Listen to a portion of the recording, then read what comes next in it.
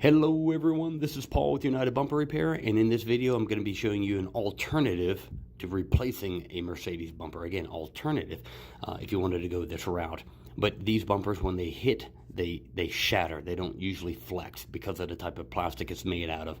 So the best bang for the buck is just to fill it with fiberglass. If you're just looking for something that's decent, this is the way to go.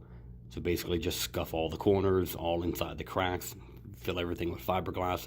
It's a stronger bonding agent, and then afterwards it's basically like just doing any other type of repair with body filler, just to reshape all the lines, and then primer and base coat, clear coat, and everything's done. Again, it's not the best way, but for some people it is. They say, look, I don't want to spend $1,200 or go through the insurance company $2,000 for a Mercedes bumper that's going to shatter again anyway. So this is just one video explaining how it is repairable, just another alternative. Okay, have a good day. Bye.